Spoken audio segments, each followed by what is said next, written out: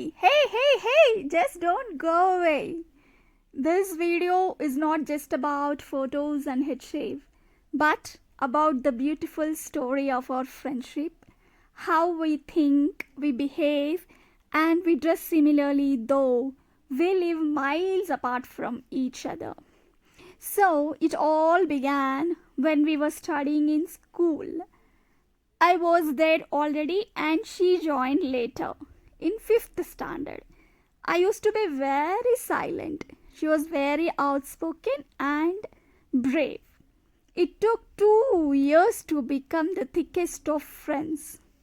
Since then, we were going to school together, coming back together, spending weekends together, roaming on all the roads of Kadapa. So we used to live in Kadapa. We were the best in enjoying the New Year's Eve by visiting friends' houses with all those 2 rupees greeting cards. Do you remember those greeting cards? This was fine till 10th standard. And then she left the place for her diploma to a different town. So we managed to meet in holidays. Eventually, I joined B.Tech and she started working due to some personal reasons in her family. There is no such job that she didn't do. She worked as a receptionist. She used to stitch clothes and she worked as a teacher. Many of my clothes during my B.Tech days were stitched by her. I was the first to give her my clothes for stitching and I was encouraging her a lot by that time. So this was happening and suddenly we lost our contacts. I think from 2004 to 2009 we had no contacts and we searched for each other on Facebook, Orkut and everything, but couldn't find each other. So suddenly what happened, she created a Facebook account for herself only to find me through that social networking site, and she definitely succeeded and she found my husband's ID and then we started talking back again. That day I still remember we talked up to almost 5 hours continuously. So we were missing each other so badly.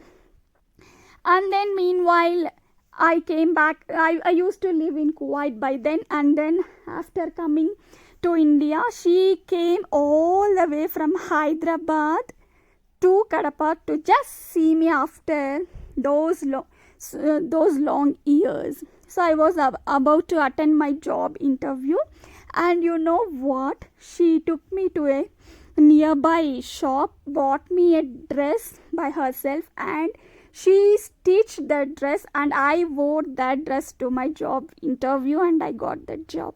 So she was my lucky charm. And then suddenly I fell ill due to some PCOD problems. So I was unable to conceive, and then I don't know how she found about all those Ayurvedic medicines.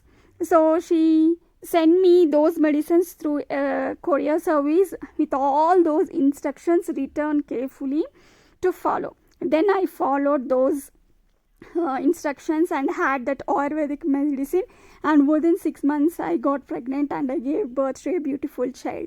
She was going to such extent that she was ready to bear a child for me and give it to me. So she was such a selfless human being.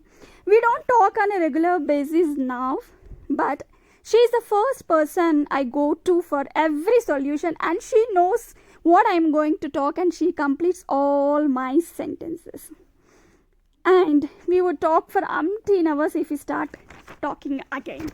So, and the legacy continues. My daughter and her daughter are the best friends now.